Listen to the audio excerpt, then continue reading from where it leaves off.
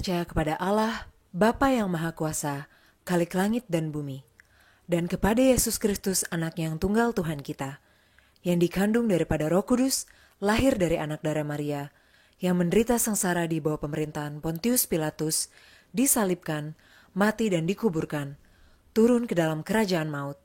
Pada hari yang ketiga bangkit pula dari antara orang mati, naik ke surga, duduk di sebelah kanan Allah, Bapa yang Maha Kuasa. Dan dari sana ia akan datang untuk menghakimi orang yang hidup dan yang mati.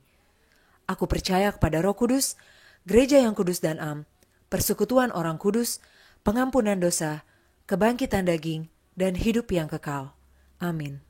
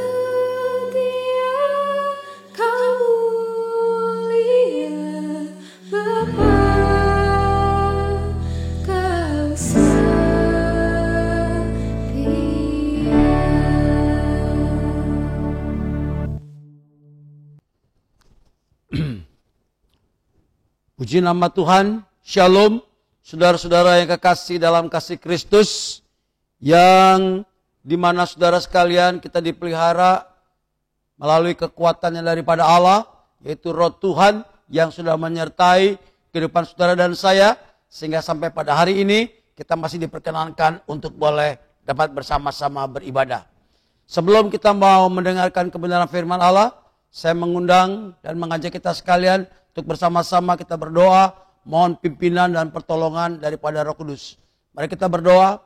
Bapa Allah dalam surga, dalam Tuhan kami Yesus, pada siang hari ini Tuhan, kami percaya Tuhan Roh Kudus sudah ada di tengah-tengah kami, bahkan akan menjamah setiap kami sekalian. Bahkan Roh yang sama juga Tuhan akan membangkitkan kuasa-Mu untuk kami boleh mengalami kuasa Tuhan, sehingga gereja Tuhan, orang-orang percaya di seluruh kehidupan ini Tuhan, bahkan di seluruh muka bumi ini, mereka boleh menjadi dikuatkan, mengalami mujizat dan kuasa Tuhan. Dalam nama Tuhan kami Yesus, Bapak berdoa dan mengucap syukur. Haleluya. Amin. Puji Tuhan, saudara-saudara kekasih dalam Tuhan. Kita sudah memuji dan memuliakan nama Tuhan. Tiba saatnya kita akan bersama-sama merenungkan kebenaran firman Allah. Saya masih terobsesi dan masih sangat-sangat menikmati sekali akan kepenuhan daripada kuasa Roh Kudus. Ketika minggu yang lalu kita sudah memperingati hari Pentakosta, yaitu hari kepenuhan kuasa Roh Kudus. Wow, sungguh luar biasa.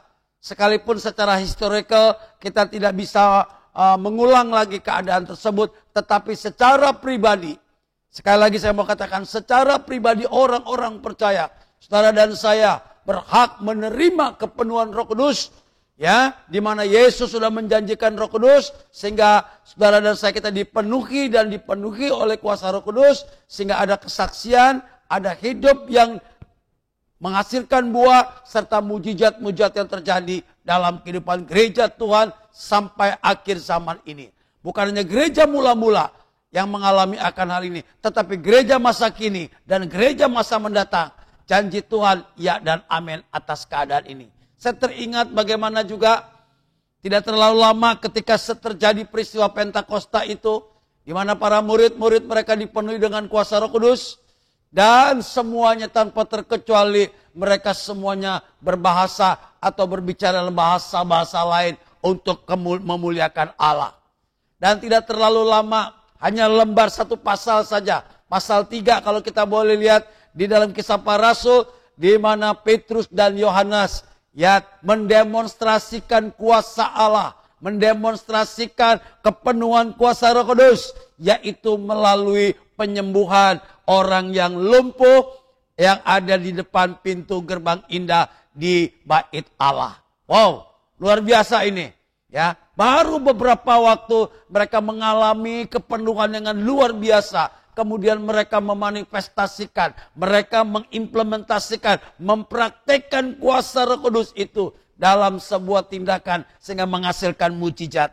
Kalau saya kutip ayatnya luar biasa, ya, yang mengatakan demikian dalam Kisah Para Rasul, dalam Kisah Para Rasul yang mengatakan bagaimana ketika Petrus yang berkata, demi nama Yesus Kristus orang Nazaret itu, ya, berjalanlah. Luar biasa. Demi nama Yesus Kristus orang Nazaret, berjalanlah. Wow, inilah yang dikatakan oleh Petrus. Hari ini, mari saudara-saudara sekalian, buka hati, kau mau terima Roh Kudus, bahkan kau akan terima mujizatnya daripada Tuhan. Bagaimana supaya kita boleh mengalami mujizat? Dan ini adalah sesuatu hal yang merindukan dan kita harapkan terjadi dalam kehidupan gereja Tuhan pada saat ini. Baik, saya beri judul firman Tuhan hari ini bagi kita sekalian, kuasa di dalam nama Yesus. Kuasa di dalam nama Yesus. Ingat tadi Petrus berkata kepada orang yang lumpuh, demi nama Yesus Kristus orang Nazaret itu, berjalanlah. Lihat, nama Yesus, demi nama Yesus, atau di dalam nama Yesus. Sekali lagi, ini kata kuncinya, kalimat kuncinya, demi nama Yesus, di dalam nama Yesus, berjalanlah, sembuhlah, tahirlah, pulihlah, dan sebagainya. Saya terlalu percaya nama yang satu ini, yang diberikan oleh Allah, di atas segala nama bagi Yesus Kristus Tuhan dan Juru Selamat kita. Wow. Mari saya membaca ayat firman Tuhan sebagai dasar renungan kita pada hari ini yang terambil dari surat Rasul Paulus kepada orang di Filipi pasal 2 ayat 9 sampai dengan ayat yang ke-11. Surat Filipi pasal 2 ayat 9 sampai dengan ayat ke-11. Silakan disimak, saya membacakan bagi saudara sekalian dengan baik. Itulah sebabnya Allah sangat meninggikan dia dan mengaruniakan kepadanya nama di atas segala nama. Supaya dalam nama Yesus bertekuk lutut segala yang ada di langit, yang ada di atas bumi, dan yang di bawah bumi. Dan segala lidah mengaku, Yesus Kristus adalah Tuhan bagi kemuliaan Allah Bapa. Wow. Kalau tadi di depan saya pembukaan bagaimana Petrus mendemonstrasikan kuasa Allah. Dan Rasul Paulus membukakan rahasia. Bukan hanya Petrus yang bisa memiliki atau Petrus dan Yohanes yang memiliki otoritas kuasa. Ketika mereka dipenuhi dengan Roh Kudus. Tetapi Petrus juga memberikan, Rasul Paulus juga memberikan sebuah kebenaran bagi jemaat di Filipi. Lihat. Inilah yang dibukakan rahasia oleh Rasul Paulus kepada jemaat di Filipi. Ya, di mana ada kuasa di atas segala nama, yaitu nama Tuhan kita Yesus Kristus yang dikaruniakan oleh Bapa di dalam kehidupan Sang Juru Selamat Tuhan Yesus. Sehingga segala kuasa, baik yang dikatakan yang ada di langit, yang ada di bumi, dan ada yang di bawah bumi. Sekali lagi, mereka semuanya bertekuk lutut di bawah nama Tuhan kita Yesus Kristus. Berarti tidak ada nama lain yang di dalamnya saudara dan saya memperoleh kemenangan. Tidak ada nama lain yang di dalamnya kita memperoleh keselamatan. Bahkan lebih jauh juga tidak ada nama lain yang menjamin bagi kita sekalian untuk memiliki sebuah kehidupan yang kekal di dalam Dia. Hanya satu nama, nama Tuhan kita Yesus Kristus. Wow. Jangankan manusia yang boleh mengandalkan Tuhan.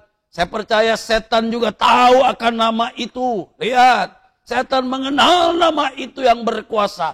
Maka ketika setan mendengar nama Yesus, mereka akan gemetar. Mereka akan tersipu-sipu. Bahkan mereka akan lari ketika mendengar nama Yesus dikumandangkan atau diberitakan. Saudara-saudara kekasih dalam Tuhan. Namun seringkali kita sebagai manusia dan juga tidak luput sebagai orang percaya. Seringkali banyak kita meremehkan akan nama itu. Sehingga mereka boleh menyebut nama itu dengan sembarangan. Menggunakan nama itu dengan sesuatu yang tidak tepat pada proporsionalnya. Maka saya percaya ketika ditempatkan dalam sebuah proporsional yang tidak tepat dan tidak sesuai dengan peruntukannya atau hanya ingin untuk memberikan sebuah kepentingan daripada diri sang pembicara, maka nama itu tidak mengandung nilai atau tidak mengandung kuasa. Tetapi ketika nama itu diungkapkan dalam sebuah perspektif yang benar dalam kehendak Allah, saya terlalu percaya kuasa mujizatnya tidak akan terbendung dengan kekuatan apapun yang ada di dalam dunia ini. Wow, luar biasa. Ya, kalau lihat sekarang Alkitab ya, kalau kita mau lihat sebelum Tuhan Yesus naik ke sorga juga, dia memberitahukan kepada para murid-murid dalam skala terbatas.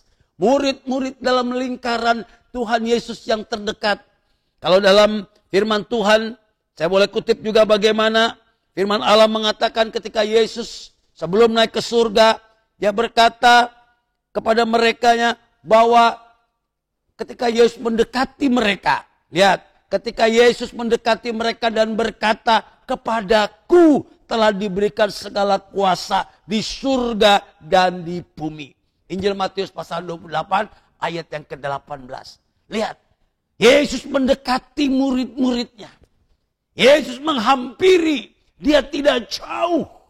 Bahkan dikatakan mungkin ada secara real ada jarak antara pembicaraan dengan Yesus dengan murid-muridnya. Tetapi khusus mengenai hal ini, dia mendekatkan diri. Dia menghampiri pada murid-muridnya dan memberitahukan sesuatu hal yang penting untuk mereka mengenal dan mendengarnya serta menerimanya. Dikatakan kepadaku telah diberikan segala kuasa, ya, baik yang di surga maupun yang di bumi.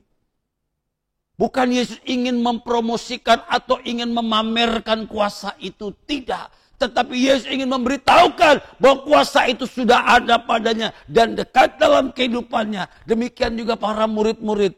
Ya, kita tahu kedekatan bukan hanya secara emosional, namun secara rohani mereka begitu dekat. Berarti para murid juga dapat menikmati, dapat memiliki, bahkan dapat mengimplementasikan kuasa yang sama yang dimiliki oleh Tuhan Yesus. Ini janji Tuhan bagi orang percaya. Dia bukan sedang memamerkan atau mempertunjukkan kuasanya sehingga membuat orang termangu-mangu, semoga membuat orang menjadi wah akan bagaimana kuasa Tuhan Yesus yang didemonstrasikan. Tidak. Tapi Yesus mau para murid-murid juga mereka mengalami kuasa yang sama. Maka daripada itulah ketika dia sebelum naik ke sorga, Kisah Para Rasul pasal 1 ayat 8 mengatakan, kamu akan menerima kuasa. Ingat, ini dia. Kamu akan menerima kuasa. Ya. Jadi kalau kita gandengkan tadi dengan Injil Matius pasal 28 ayat 8 yang 18 yang mengatakan bagaimana katakan kepadaku telah diberikan segala kuasa. Dan sekarang dalam Kisah Para Rasul pasal 1 ayat 8 kamu akan menerima kuasa kalau Roh Kudus turun ke atas kamu. Lihat, dan penggenapan itu telah dinyatakan, telah digenapi dalam peristiwa Pentakosta yang kita peringati hari Minggu yang lampau.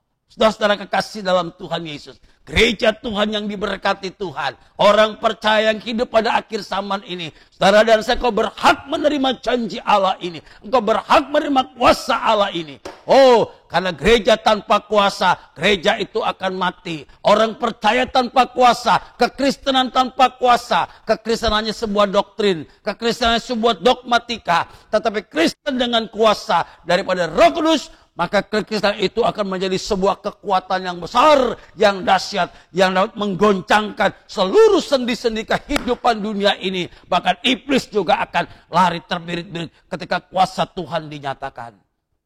Saudara-saudara kekasih dalam percaya dalam nama Yesus. Kesembuhan terjadi, pemulihan terjadi, hidupmu dipulihkan ketika engkau menerima kuasa yang sama yang daripada Yesus Kristus. Kalau Roh Kudus turun ke atas saudara dan saya. Maka daripada itulah hanya satu nama yang menjadi jaminan. Hanya satu nama yang menjadi ikatan saudara dan saya. Nama Yesus Kristus. Karena kuasa ada di dalam nama Yesus. Hari ini, saudara dan saya, kau buka hati kita semua sekalian. Ketika kau membuka hati, kau akan menerima kuasa.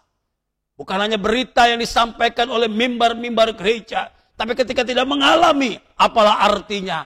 Hanya jadi penonton. Ya, hanya sekedar menyaksikan wah, tapi tidak terlibat di dalamnya, tidak mengalami akan kuasa itu. Maka daripada itu Bapak Ibu sekalian, gereja harus mengalami kuasa yang sama untuk menerima daripada kuasa Kristus lewat kepenuhan daripada Roh Kudus itu sendiri. Nah, kemudian yang menjadi sebuah perenungan kita bagi kita pada pagi hari ini, kenapa kita harus memakai nama Yesus? Ya, kenapa hanya di dalam nama Yesus? Karena memang firman Allah juga mengatakan tidak ada nama lain yang di dalamnya kita memperoleh selamat. Hanya di dalam nama Yesus. Tidak ada nama lain. Ini yang perlu kita camkan baik-baik. Saudara yang belum bertobat, saudara yang belum terima Yesus, atau masih ragu-ragu, saya mau katakan, di luar Yesus tidak ada keselamatan. Di luar Yesus tidak ada pengharapan. Hanya di dalam Dia engkau akan memiliki dan menerima jaminan keselamatan itu sendiri. Bukan hasil usaha kita, bukan upaya kebaikan hati kita masing-masing. Tapi karena anugerahnya daripada Allah yang telah dilimpahkan bagi orang-orang yang mengasihi Dia. Hari ini kau buka hati, kau percaya akan Allah akan mampu memulihkan keadaan saudara dan saya. Apapun kondisinya, bagaimanapun beratnya keadaan saudara. Oh, Tuhan Allah sanggup untuk membalikkan. Akan Allah sanggup akan memulihkan. Akan terjadi recovery, akan terjadi pemulihan. Akan terjadi transformasi dalam setiap aspek saudara dan saya sekalian. Ya, semua pasti kita sedang mengalami pergumulan. Semua kita sedang mengalami berbagai-bagai macam intimidasi keadaan. kelemahan kita, ketidakberdayaan kita. Seperti orang yang lumpuh tadi. Sudah berapa lama dia ada di pintu gerbang, daripada pintu gerbang elok itu sendiri. Mungkin Petrus pernah melihat dia juga sebelumnya. Ya, sekalipun Petrus orang Galilea, dia bukan penduduk Yerusalem, tapi mungkin satu kali pernah juga dia melihat orang lumpuh tersebut. Tapi ketika tidak ada kuasa, maka tidak terjadi hal, bahkan tidak memiliki keberanian untuk menghampirinya. Tetapi lewat kepenuhan Roh Kudus, Petrus ada kepedulian, ada empati untuk orang yang lumpuh tadi. Dan saya percaya ini semuanya adalah pekerjaan daripada kuasa Allah itu sendiri. Saudara-saudara kekasih dalam Tuhan, berapa lama kita sebagai orang Kristen duduk diam selalu, duduk manis, mengharapkan berkat dan berkat. Seperti orang yang lumpuh tadi, dia ada di pintu depan, hanya mengharapkan berkat dan berkat. Lihat, berapa banyak orang Kristen yang datang dan percaya kepada Yesus, hanya mencari berkat, hanya mencari emas, mencari perak, dan mencari hal-hal yang bersifat lahiriah. Tetapi pada hakikatnya, rohaninya, imannya, ia dalam keadaan lumpuh sepanjang tahun, sepanjang masa. Mari pada peristiwa ini, saya mengajak kita semuanya, orang-orang Kristen, engkau bangkit daripada kelumpuhan. Bangkit daripada paradigma yang hanya bersifat materi, harapannya materi dan materi. Namun pada hakikatnya, imanmu tidak bertumbuh. Maka sehingga tidak terjadi perubahan sepanjang tahun, hari berganti hari, bulan berganti bulan, tidak pernah terjadi perubahan dalam hidup kita. Ingat, kekristenan tidak statis, kekristenan tidak hanya berdiam diri, tapi kekristenan berbicara soal dinamis, ada dinamika pertumbuhan. Oleh karena Roh Kudus itu berkuasa untuk mengubahkan segala keadaan orang-orang percaya dan yang mengasihi Dia. Mari saudara-saudara kekasih dalam Tuhan, pada pagi hari ini hanya tidak terlalu panjangkan, hanya 2 poin yang untuk kita boleh merenungkan bersama-sama. Bagaimana kita bisa memiliki kuasa yang sama? Bagaimana kita boleh dihinggapi atau dikaruniakan kuasa sehingga engkau dalam kehidupan kita diubahkan menjadi sesuatu yang efektif, menjadi sesuatu yang baru, memiliki sebuah pola pandang dan pola pikir yang baru, yaitu menjadi murid-murid atau menjadi anak-anak Allah. Puji Tuhan. Yang pertama yang patut untuk kita berintrospeksi, sudahkah kita mengenal Yesus dengan benar? Ataukah sudah kita mengenal pribadi Yesus?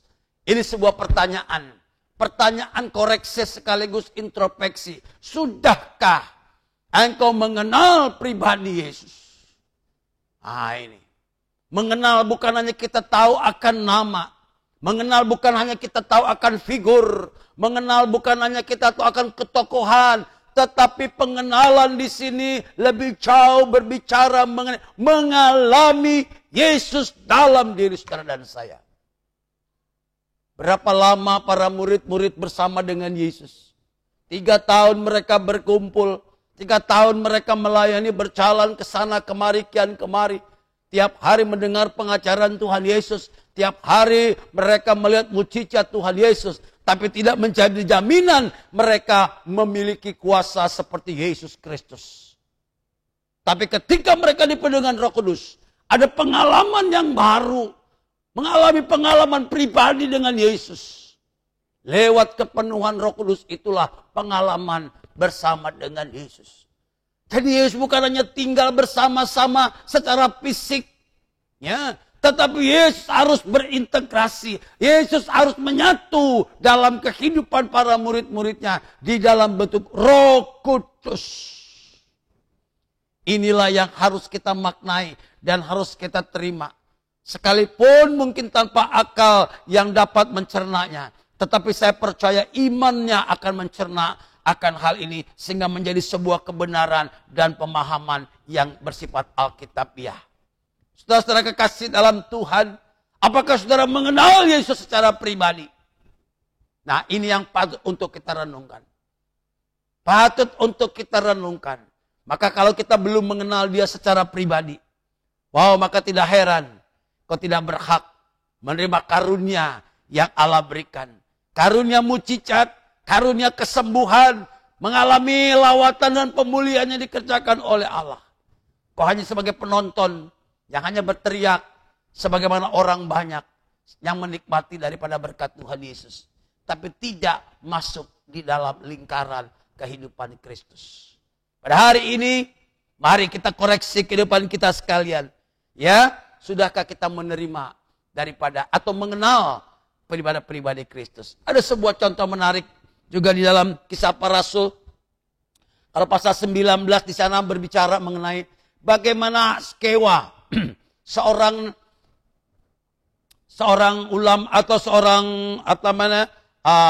orang Farisi, ya, seorang imam.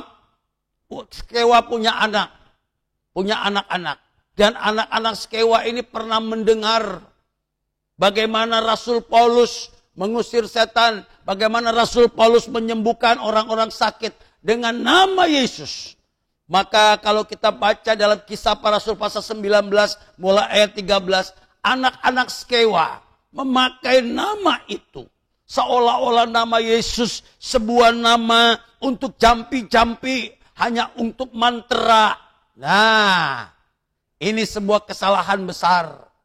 Anak Skewa mengenal nama Yesus, mendengar nama Yesus. Dari siapa dia mendengar? Dari Paulus. Dari Paulus mereka mendengar. Tetapi mereka tidak mengalami perjumpaan. Mereka tidak mengenal Yesus. Sehingga dia ditolak oleh iblis. Ditolak oleh iblis ketika anak-anak itu berusaha untuk mengusir setan dari seorang yang kerasukan setan. Lihat. Apa setan katakan? Yesus aku kenal. Ya, Yesus aku kenal. Bahkan kemudian dikatakan siapa? Paulus aku tahu. Tetapi kamu siapa? Nah, ini. Jadi sudah sangat jelas sekali. Setan tahu nama Yesus. Setan kenal dengan Yesus. Bahkan setan juga tahu akan Paulus. Ya, lihat. Tetapi anak-anak Skewa, mereka tidak tahu. Ya. Anak-anak Skewa itu menyumpahin atau mengusir menyumpahin dengan nama Yesus. Tapi akhirnya apa? Diejek. Bahkan cuma sekedar diejek. Anak-anak Skewa ini kemudian diserang oleh iblis sehingga mereka terluka dan mengalami keadaan secara fisik, mereka mengalami aniaya daripada kuasa kegelapan, daripada setan itu sendiri. Saudara kekasih dalam Tuhan, lihat. Yesus aku kenal, Paulus aku tahu. Lihat. Karena memang benar setan ketika mendengar nama Yesus, dia akan lari dan dia akan gemetar. Ketika seorang kerasukan setan di sebuah pulau atau di sebuah tempat yang bernama Gadara, kemudian setan komplain kepada Yesus, apa urusanmu dengan aku? Iya, mereka semuanya diusir keluar dari orang itu. Dan setan itu bernegosiasi dengan Yesus. Izinkan aku masuk ke dalam hewan yang bernama babi itu. Kemudian Yesus mengizinkan. Lihat, Yesus mengeluarkan setan daripada orang yang kerasukan setan. Kemudian masuk ke dalam babi. Maka babi-babi itu yang dirasukan setan, kemudian dia terjun semuanya ke dalam danau dan binasa. Lihat. Kalau tadi kata firman Allah dalam surat Filipi, kuasa baik yang di langit, yang di bumi, yang di atas bumi, dan yang di bawah bumi. Artinya tidak ada tempat yang luput daripada kuasa Yesus. Baik kuasa yang di atas bumi, roh-roh kuasa penguasa di udara, kuasa-kuasa kegelapan yang menguasai di udara. Oh, semua sudah ditaklukkan oleh nama Yesus. Bahkan dikatakan yang di atas bumi, artinya makhluk-makhluk yang ada di bumi, manusia termasuk di dalamnya, dan setelah sekalian kita di bawah otoritas kuasa Allah, yang di bawah bumi, berbicara soal kematian, berbicara soal maut, yang di bawah bumi, orang-orang yang sudah mati. Ya, ada kuasa di sana. Kuasa untuk memulihkan, kuasa kebangkitan Kristus bagi orang-orang yang percaya. Bapak Ibu sekalian, sekali lagi, sudahkah kita mengenal Yesus? Sudahkah kita mengalami perjumpaan dengan Yesus? Kalau saya kutip Filipi pasal 3 ayat 10 juga mengatakan, yang kau kehendaki ialah mengenal dia dan kuasa kebangkitannya dan persekutuan dalam penderitaannya, di mana aku menjadi serupa dengan dia. Wow. Rasul Paulus begitu rindu mengenal dia dalam kuasa kebangkitannya. Apakah kita sudah pernah mengalami Yesus? Apakah saudara sudah mengalami perjumpaan pribadi dengan Yesus? Pada saat engkau percaya dan terima Yesus. Bukan lagi kata orang, bukan lagi kata pendeta, bukan lagi kata gereja. Yesus berkuasa untuk menyembuhkan. Yesus berkuasa untuk mengusir segala kuasa setan dan sebagainya. Nama Yesus berkuasa. No. Tapi saudara dan saya harus mengalami secara pribadi dengan ini. Ketika kita mengalami, maka saya terlalu percaya. Ya, saya terlalu percaya. Roh Tuhan sudah ada pada diri saudara sekalian. Untuk mengalami kuasa tadi. Ayo, mari kita mengenal dia. Alami secara pribadi dengan dia. Ada banyak hal perjumpaan kita dengan Tuhan secara pribadi. Mungkin kita melalui pengalaman dengan Tuhan. Melalui sharing kita dengan Tuhan tiap pagi dengan firman Allah. Atau dalam ranjang sakitmu. Atau dalam berbagai-bagai aspek kehidupanmu. Kau mengalami Yesus. Kau mengalami kesembuhan dengan luar biasa. Ada mujizat Tuhan. Ketika kau mendengar firman Allah. Kau buka hati. Dan Roh Kudus bekerja. Kemudian Roh Kudus masuk ke dalam kehidupan kita. Kau dipenuhi dengan kuasa Roh Kudus. Maka saya terlalu percaya. Allah sudah berkenan untuk hadir dan untuk melawat kehidupan saudara dan saya. Hari ini jangan sia-siakan. Mumpung masih ada kesempatan. Ayo alami perjumpaan dengan Kristus. Kekristenan sekali lagi bukan hanya sebuah doktrinal agama. Ya, yang bersifat hanya doktrin dan mati. Tidak, tapi kekristenan berbicara soal persekutuan kita dengan dia. Hubungan dan pengalaman-pengalaman pribadi dengan Yesus.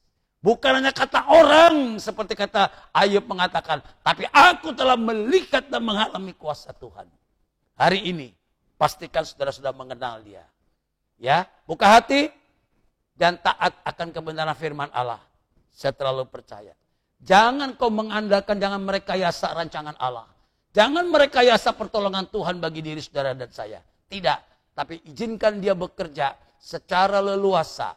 Ya, otoritas sepenuhnya ada di dalam kehidupan Roh Kudus. Sehingga ketika dia melawat saudara dan saya, maka mujizat terjadi, pemulihan terjadi. Saudara sekalian, engkau akan mengemulakan hanya di dalam kuasa satu nama, nama Tuhan Yesus Kristus. Yang kedua, kalau tadi kita sudah mengenal, yang kedua, apakah setelah mengenal kita mau menerima dia? Lihat, menerima dia. Menerima Yesus di dalam kehidupan saudara sekalian sebagai Tuhan dan Juru Selamat. Ini sesuatu hal yang penting. Menerima Yesus. Menerima. Kalau Yohanes pasal 1 ayat 12, saya mau kutip. Tetapi semua orang yang menerimanya diberinya kuasa supaya menjadi anak-anak Allah, yaitu mereka yang percaya dalam namanya. Nah, menerimanya, diberinya kuasa. Lihat. Tadi mengenal, berjumpa, mengenal Yesus secara pribadi, secara intim. Setelah kita mengenal, kita mau menerima. Menerima Yesus seutuhnya, menjadi penguasa satu-satunya, menjadi orang yang berotoritas dalam kehidupan saudara secara pribadi. Tidak lagi ada intervensi keinginan-keinginan dunia ini yang menguasai hati dan pikiran kita. Tidak lagi terpikat kepada hal-hal yang lain. Atau kita masih mengandalkan sesuatu kekuatan yang ada dalam dunia ini. Maka dia tidak berkenan untuk masuk dan hadir dalam kehidupan saudara.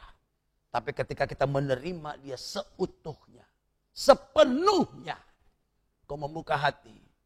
Kau membukakan setiap pintu-pintu bilik daripada hati kita yang masih tertutup gelap. Yang masih penuh dengan kekelaman. Izinkan dia operasinya. Izinkan Roh Kudus mengintrospeksi. Dia membuka setiap pintu-pintu yang berisi dengan kegelapan-kegelapan kehidupan. Di sanalah ia akan menerangi setiap relung dan sudut-sudut yang gelap dengan terang yang daripada Kristus. Ketika dia diterangi, ia akan membersihkan kekotoran-kekotoran, segala macam semak duri, segala macam hal-hal yang mengisi, menyesatkan kehidupan saudara. Dia akan selesaikan, dia akan bersihkan, dia akan tahirkan. Maka setelah itu, setelah bersih, dia akan bertakhta di sana, berdiam di sana. Di manakah itu? Di dalam hati dan kehidupan saudara-saudara sekalian. Maka itulah karya daripada Roh Kudus yang akan menyucikan, yang akan membakar, yang akan menghalau segala bentuk-bentuk hambatan lewat setiap fenomena-fenomena pada waktu kita mengalami pencurahan Roh Kudus. Ingat, ada dua fenomena ketika pencurahan Roh Kudus, angin dan api. Itulah yang membersihkan. Itulah yang akan memporak-porandakan keangkuhan, ketinggian hati, kekerasan hati, kesombongan diri manusia. Harus dihembus dengan angin yang kuat dan dibakar dengan api yang daripada Roh Kudus. Setelah itu akan muncul menerima hati yang baru di dalam kehidupan ini. Ya, yang kedua, sangat penting sekali menerima Yesus di dalam kehidupan saudara dan saya. Ya, menerima Yesus bukan sesuatu hal yang sulit. Menerima Yesus bukan sesuatu hal yang tidak dapat dijangkau oleh kehidupan kita. Saya ingin mengambil contoh. Bagaimana kita sudah sama-sama kenal peristiwa atau kisah tentang Sakeus, seorang pemungut cukai. Lihat, pada awalnya Sakeus hanya ingin melihat waktu Yesus datang ke kotanya, ya, Yesus datang ke kotanya dan dia mendengar bahwa Yesus akan menghampiri kota tersebut. Maka seorang pemungut cukai yang bernama Sakeus, dia merencanakan untuk melihat dia. Orang apakah ia? Seperti apakah ia? Dia sudah mendengar. Bahkan mungkin dia juga sudah pernah melihat Yesus dari jauh. Tetapi kali ini dia ingin mau lebih dekat lagi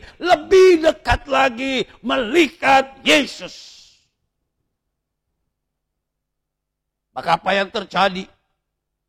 Dalam perjalanan di kota Yeriko itulah. Dia mendahului Yesus dengan rombongan orang banyak. Dia hanya ingin melihat Yesus secara jelas. Tanpa dihalang-halangi orang. Tanpa ada hambatan. Namun lebih dahsyat lagi. Apa yang terjadi? Yesus menghampiri Sakeus. Sakeus, turun. Aku akan menumpang di rumahmu. Lihat. Yesus tidak kenal dengan Sakeus. Sakeus belum pernah bercakap-cakap dengan Yesus. Tapi anak Allah itu tahu. Ada hati yang rindu untuk mengenal dia. Ketika ada kerinduan inilah. Sedikit dibukakan pintu hati. Maka dia akan masuk. Dan dia akan menyelesaikan segala hal yang lebih jauh dan lebih dalam lagi dalam kehidupan. Yesus kenal dengan Sakeus. Maka dia katakan, aku akan menumpang di rumahmu. Dengan gembira Sakeus turun dan menerima Yesus di dalam rumahnya. Perhatikan kalian, menerima Yesus. Lihat. Menerima Yesus memang sebuah kehormatan dalam kehidupan Sakeus sebagai orang berdosa. Tapi menerima Yesus bukan menjadi beban Sakeus untuk menjamu atau untuk menservis Yesus. Tidak. Tapi justru Yesuslah yang melakukan perubahan dalam kehidupan Sakeus. Ya, baru Yesus mau menumpang, baru Yesus mau singgah, kehidupan Sakeus diubahkan. Sehingga dia berkata, Tuhan, separuh dari harta milikku ini akan kuberikan kepada orang-orang yang miskin. Dan apabila ada orang yang kuperas, ada orang yang kupalak Tuhan, aku akan menggantinya 4 kali lipat. Lihat, apakah Sakeus jadi miskin? Alkitab tidak menceritakan demikian. Apakah Sakeus boleh menjadi orang yang susah ketika dia memberikan hartanya? Tidak. Alkitab tidak mencatat akan hal itu. Tapi yang tercatat adalah bagaimana Sakyus dengan seisi rumahnya diselamatkan. Karena orang ini adalah masih keturunan anak-anak Abraham. Saudara-saudara kasih dalam Tuhan. Inilah perubahan yang terjadi. Mujizat yang terjadi. Ketika menerima Yesus di dalam kehidupannya. Pada hari ini, saya tidak panjang lebarkan. Apabila saudara mau membuka hati, menerima Yesus, bukan hanya mengenal, mengalami pengalaman pribadi dengan Yesus, tapi lebih jauh daripada itu. Silakan, mempersilakan Yesus masuk dan menguasai setiap hati dan kehidupan kita sekalian. Maka dia akan bekerja lebih dahsyat dan lebih jauh lagi. Ada kuasa Allah yang sanggup untuk merubah kehidupan saudara dan saya. Sehingga memiliki hati yang baru, roh yang baru. Sebagaimana yang dialami oleh Sakyus peumpamaan tadi. Dari orang yang kikir, dari seorang pemeras, dari seorang yang berbuat curang selalu. Tetapi Tuhan ubahkan menjadi pribadi yang baru. Memiliki hati yang berbelas kasihan, bahkan suka memberi. Kenapa? Karena sudah mengalami, yaitu menerima Yesus di dalam kehidupannya. Bahkan keselamatannya, sesuatu anugerah yang luar biasa, telah diterima oleh seisi rumah itu. Bagaimana dengan saudara sekalian? Bagaimana dengan kita sekalian? Sudahkah kekristenan kita tindak lanjuti lebih jauh lagi? Atau sekedar hanya kita menjadi identitas kekristenan? Atau hanya sekedar nama kita menjadi Kristen, tapi tidak pernah mempersilahkan Yesus berkuasa atas hidup saudara dan saya. Maka tidak heran, engkau tidak mengalami kuasa. Engkau hanya menjadi pecundang dalam hidup ini. Selalu kalah, dan kalah. Tidak pernah menyelesaikan. Bukan menjadi orang-orang sang penyelesai, tapi orang-orang yang menjadi pecundang. Hari ini, kekristenan kita harus bangkit. Seiring dengan kepenuhan kuasa Roh Kudus. Alami mujizat Tuhan, alami kuasa Tuhan, sehingga mulut ini akan diubahkan. Dari yang tadinya hanya bersungut-sungut, tadinya mulut ini hanya seringkali sumpah serapah, atau kata-kata yang tidak baik yang keluar. Tapi setelah engkau dipenuhi dengan kuasa Roh Kudus, ada kuasa Allah yang mengerjakan dalam kehidupanmu, lewat pengenalan dan penerimaan akan Yesus, maka mulut kita dipakai untuk kemuliaan nama Tuhan. Untuk menjadi kesaksian bagaimana Yesus dahsyat dan luar biasa. Inilah yang sedang ditunggu oleh Yesus. Dengan penuh harapan, dengan memberikan kuasa Roh Kudus-Nya, maka saya terlalu percaya gereja akan mengalami sebuah ledakan yang luar biasa. Mari bersama-sama. Bukan hanya hamba-hamba Tuhan, bukan hanya para pendeta yang menggumuli akannya, tapi mari kita sebagai orang percaya, kita bangkit saudara. Ayo kita bangkit. Jangan lagi kita terkurung dalam ruangan-ruangan yang tertutup, terkunci seperti murid-murid sebelum mereka dipenuhi dengan Roh Kudus. Tapi setelah dipenuhi dengan Roh Kudus, mereka membuka pintu.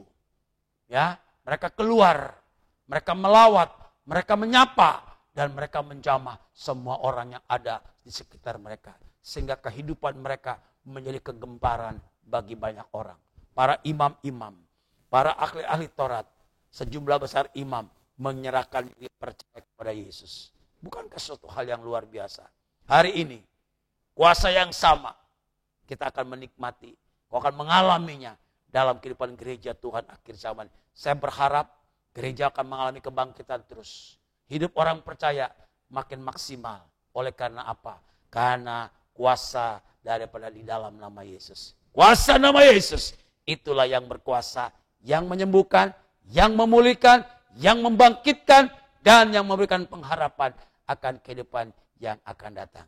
Kiranya renungan singkat ini boleh menjadi berkat saudara sekalian. Tuhan memberkati sekalian. Haleluya. Amin. Saudara-saudara kekasih dalam Tuhan, sebelum saya menutup ibadah ini, Roh Kudus menggerakkan saya supaya berdoa bagi saudara-saudara kita yang sedang membutuhkan pemulihan kesehatan. Dimanapun Anda berada, dalam rumah tangga masing-masing, ketika kau sedang mengalami kesehatan yang terganggu, penyakit yang sedang diidap hari ini, percaya hanya satu nama Yesus yang sanggup menyembuhkan, yang memulihkan. Ekonomimu sedang terpuruk, hanya satu nama Yesus yang akan memulihkan. kehidupan rumah tanggamu yang segala menjadi menuju dingin dan suam. Hari ini ada damai sejahtera, ada limpahan kehangatan kembali ketika nama Yesus kau undang dalam kehidupan rumah tanggamu. Silakan saudara berdiri semuanya, kau boleh angkat tangan dan berdoa bersama-sama dengan saya supaya sakit saudara disembuhkan. Bapa dalam sorga, hamba berdoa Tuhan, pada akhir ibadah ini Tuhan, kau melihat tangan-tangan yang sudah terulur dan terangkat Tuhan.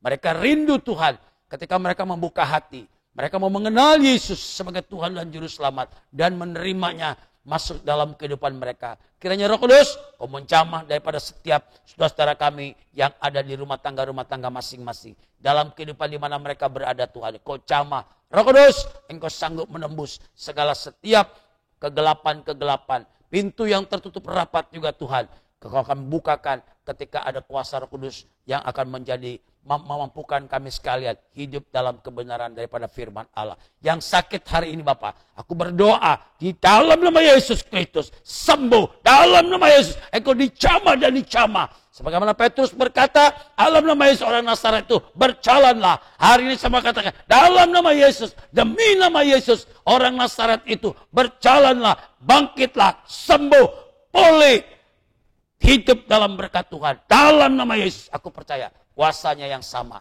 hari ini bahkan sampai selama-lamanya. Kau dipulihkan selalu. Terima kasih Bapak buat kesembuhan. Terima kasih buat anugerah-Mu. Terima kasih buat damai sejahtera Tuhan.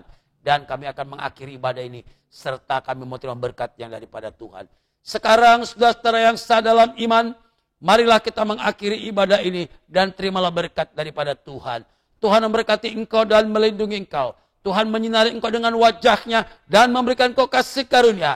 Serta Tuhan menghadapkan wajahnya kepadamu, memberikan engkau damai sejahtera di dalam Tuhan kami Yesus Kristus dan persekutuan kuasa Roh Kudus menyertai saudara sekalian mulai hari ini sampai Tuhan datang kembali. Terpujilah nama Tuhan. Haleluya. Amin. Selamat pagi, selamat hari Minggu, dan Tuhan Yesus memberkati saudara sekalian. Shalom.